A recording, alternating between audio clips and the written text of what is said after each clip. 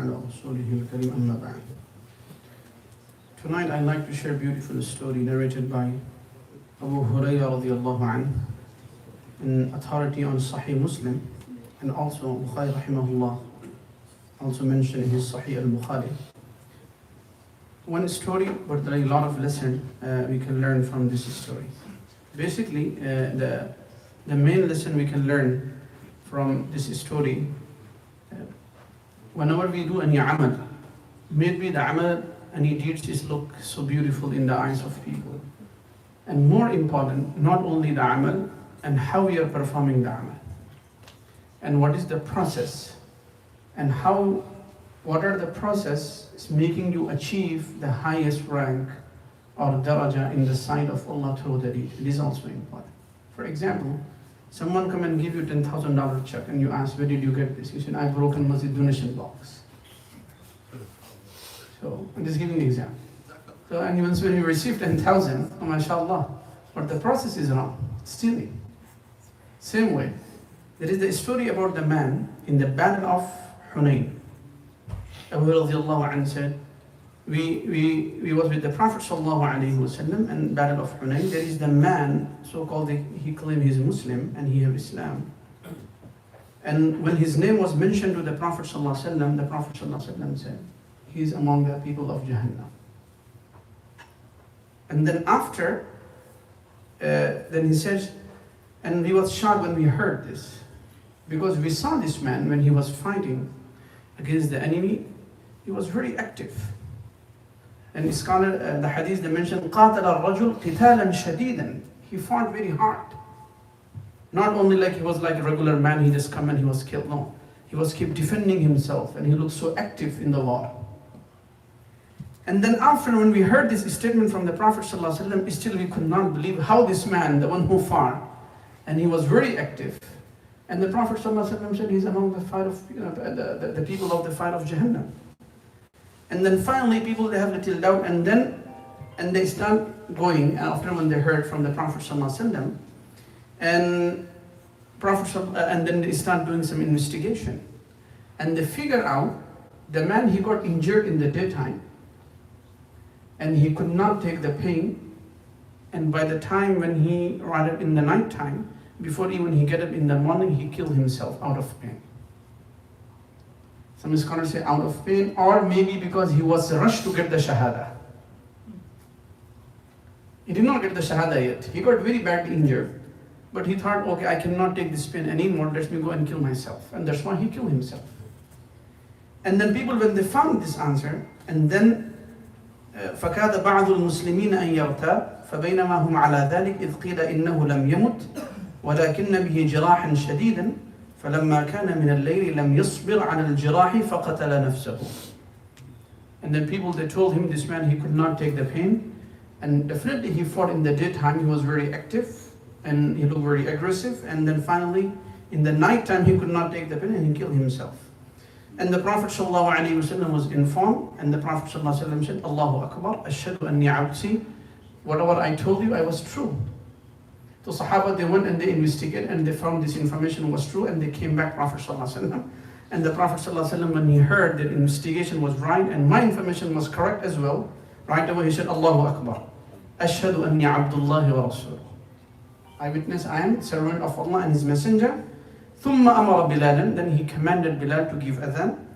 And then after the Prophet ﷺ, and he commanded Bilal to make this announcement, فَنَادَ فِي النَّاسِ.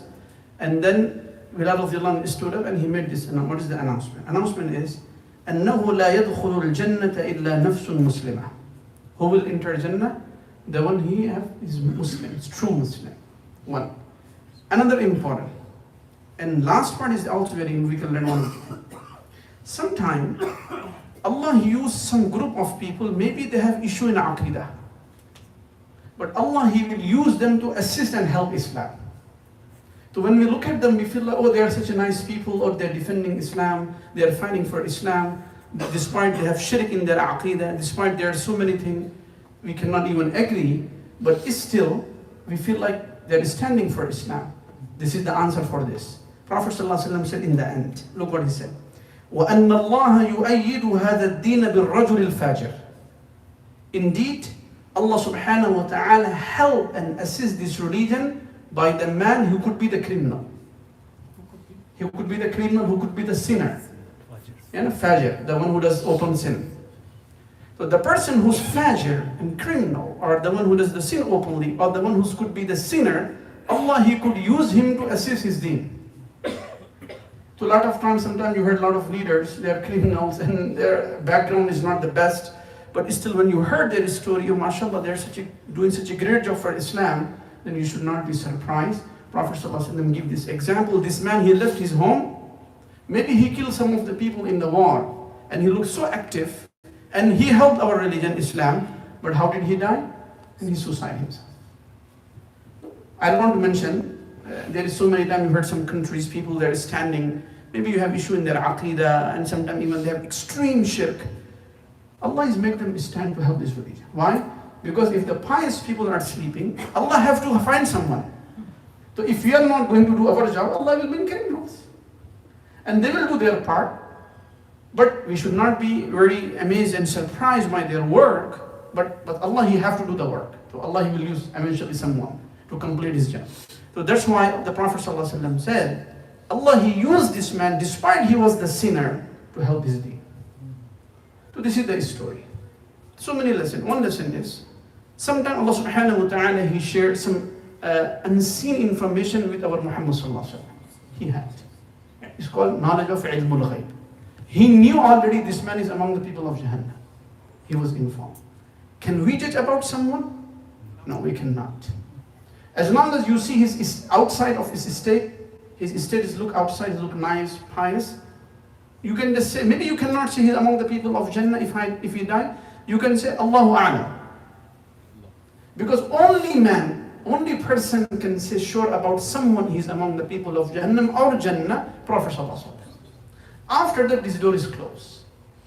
If you find anyone, any estate, if he's bad estate, still you have to close your mouth. If he's good estate, you can think good about him, but you cannot sure 100% this person among the people of Jannah.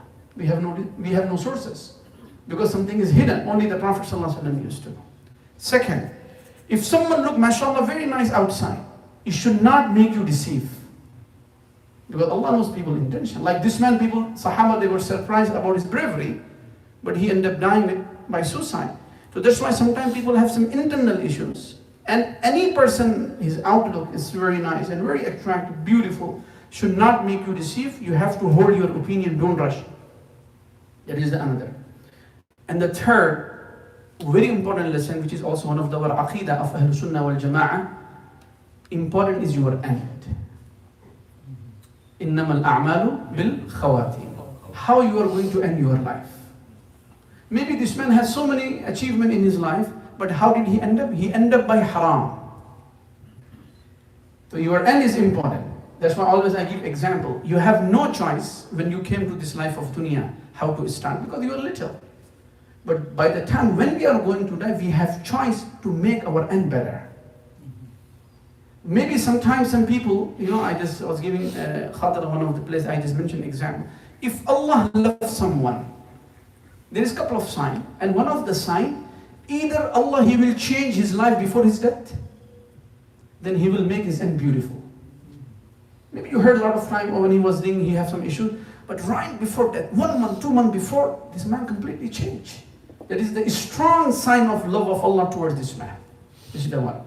And another example of this, another sign of the love of Allah towards someone, scholars say, either before his death, Allah, He will put him such a hardship or kind of pain and the disease to purify his sin. So by the time when he dies, he will be completely purified from the sin. There is also a strong sign of love of Allah towards this person.